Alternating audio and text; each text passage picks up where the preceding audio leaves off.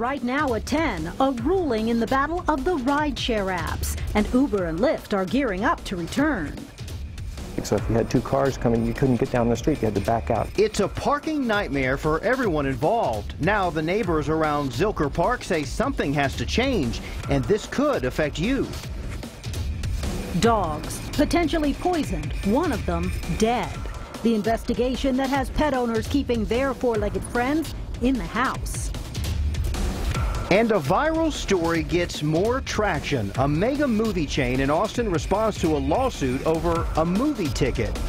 The Night Beat starts now.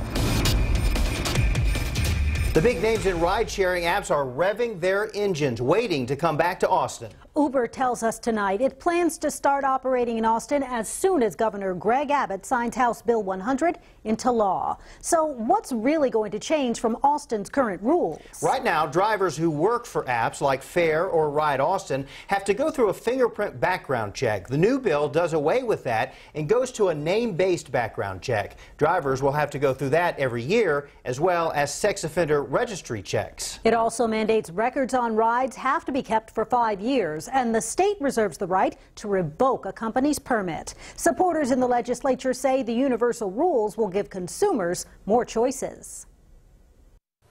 Drunk drivers don't stop at city limit signs. And when someone drives drunk through my community on their way home from Austin because of a lack of alternative options, they're putting the lives of my children and my constituents' children at risk. Sure. Whatever we can do to keep what comes on the screen. Austin Mayor Steve Adler says he hopes Uber and Lyft are ready for a fight. In a statement, he says our city should be proud of how we filled the gap between Uber and Lyft when they left, and we must now hope that they return ready to compete in a way that reflects Austin's values. And we do want to know if you'd use Uber or Lyft again here in Austin. Vote in our poll on our Facebook page. If you choose not to ride share and drive to the city's next big festival, you could face new parking regulations. Austin City Council is reviewing a plan that could stiffen penalties for festival goers who park illegally in the Zilker, Barton Hills, and Bouldin Creek neighborhoods. The Night Beat's Tina Shively is live at City Hall with more details on the proposal. Yeah, Mike, it's a problem that's been going on in those neighborhoods for decades, and now city leaders are taking steps to put the brakes on a possible disaster. This seemingly sleepy South Austin neighborhood looks very different when the crowds roll in to celebrate one of Austin's big events. The street's parked up on both sides, and there's only one lane of traffic, so if you had two cars coming, you couldn't get down the street, you had to back out. David King says during ACL, South by Southwest, and the Trail of Lights, many drivers don't comply with temporary no parking signs in Zilker, Barton Hills, and Bouldin Creek neighborhoods. As the co-chair of the now dissolved Parkland Events Task Force, he's helping the city kick off a more permanent solution. The group's recommendations to City Council included increasing a parking ticket from $20 to $250. That fine would be lowered if a driver pays quickly. That way it wouldn't hurt so much, but it would still send the message that we're serious about this. During the festivals, towing would be enforced after a grace period, and there would also be permanent signs that warn permits are needed during special events. Despite costing over $90,000, King says those permanent signs would actually be cheaper for the city and therefore all of us. The city co-sponsors these events, and so from a taxpayer's perspective, it's good to look at this new model as being less expensive and more effective. But the real sticking point that's been driving this conversation, King says, is that emergency vehicles may have issues getting to someone in need. Dondi Krauser has seen it firsthand when the crowds weren't in town. The fire truck got to about down there and they had to go all the way around. Krauser sees everyday traffic as more of a burden than festival parking. But because this discussion comes up quite often, she's looking forward to a resolution. Either let's do something about it and get it rectified, whatever that means, or let's just understand this is what it is and let it be.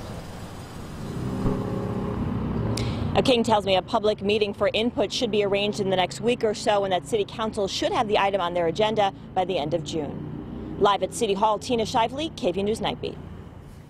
The developments keep coming tonight from Washington. The latest, the Justice Department has named former FBI Director Robert Mueller as special counsel in the ongoing FBI investigation into the Trump campaign and Russian meddling in the 2016 presidential election. It comes after claims the president revealed classified information to the Russians. Then a memo documented by former FBI Director James Comey claiming the president interfered in the investigation. Let's be clear. It was this new report about James Comey's notes that I think forced the hand of Rod Rosenstein. Get a well-respected, well-regarded special counsel like Robert Mueller. Mueller is stepping down as a lawyer to take on the new role. President Trump released a statement saying the investigation will only prove his campaign did nothing wrong. New information tonight. Baylor University is facing new allegations surrounding the actions of its football team. It's the latest lawsuit filed against the university following a string of sexual assault claims. KVU's Michael Perchik joins us with the story. Mike, the plaintiff in this suit is a former Bears volleyball player. She says she was gang raped by as many as 8 Baylor football players in February of 2012. The alleged gang rape happened just a month before 2 other Baylor students were reportedly raped by members of the football team. Now, the lawsuit goes on to claim there's at least one 21-second video of 2 Baylor students being raped by members of the team. Earlier this month, as part of a separate story on rape kit backlogs throughout the state, KVU sat down with former Baylor student Jasmine Hernandez. Her attacker, former Baylor linebacker Tevin Elliott, was convicted of sexual assault and is now in jail. It hasn't just been neglect, it's been covering up certain incidents, and that just goes beyond a simple follow through with what you're supposed to be doing. It's a complete turnaround of the culture within the administration of the school and what they should be doing. It's a reprioritizing of values. There were 125 reported cases of sexual assault or harassment at Baylor between 2011 and 2015. The overall Title IX investigation into the school's actions led to the dismissal of University President Ken Starr, as well as the resignation of head football coach Art Briles. In the newsroom, I'm Michael Perchik, KVU News Night Beat.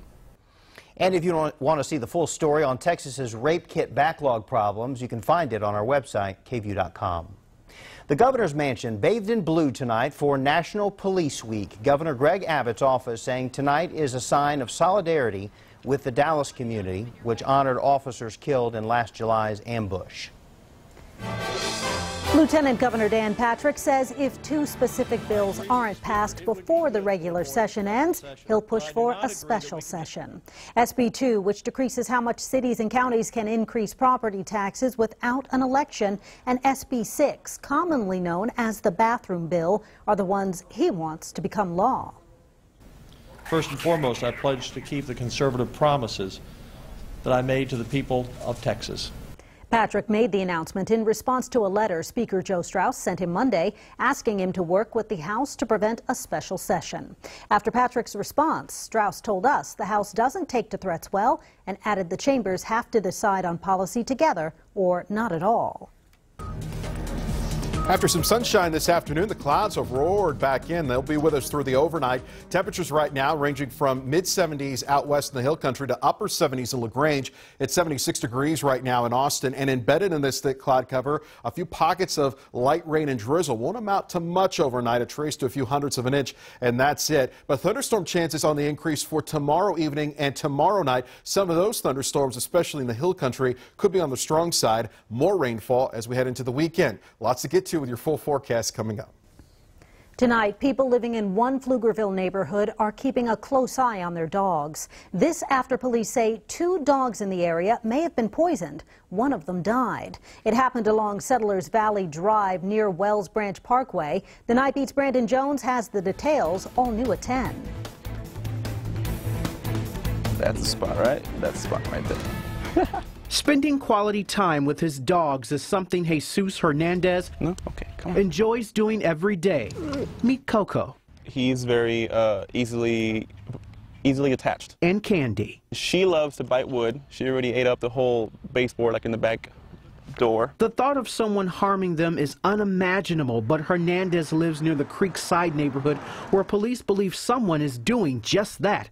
Investigators say at least 2 dogs may have been poisoned. One of the dogs died. That's something very terrible that should not be happening. 2 cases of potential dog poisoning were reported on May 16th to Pflugerville police. Creekside Neighborhood Association President Pat Pingleton spoke to us about what happened. Emily's dog was poisoned with some meat that was laced with something poisonous, thrown over the fence. Hours later, we also had another neighbor whose dog was found with a rawhide toy or rawhide shoe. A spokesperson for the police department would not confirm how the dogs were potentially poisoned. However, a letter written by investigators encourages the neighborhood to be proactive in keeping Fido safe. Hernandez plans to do just that. We need to take better care of our animals, but not only from them, but also now, watch out for people who want to harm our pets, And that was Brandon Jones reporting. And if you can help Pflugerville police solve this case, they'd like you to give them a call at 512-670-5700. We first brought you the story last night that by now you've probably seen all over your social media timelines. A man suing his date for the price of a movie ticket because she texted during the movie and then got up and left. Now, CEO of the Alamo Drafthouse Theaters wants to put this all to rest. The Alamo is, of course, known for its staunch policy prohibiting texting and cell phone use in its theaters. He posted via Facebook today saying he is concerned about our courts being clogged with I can't say it again, needless lawsuits, but that texting in theaters is a threat to civilized society. He's offering the plaintiff a $17.31 gift card to the Alamo for his next outing. And he tells us he is considering doing that.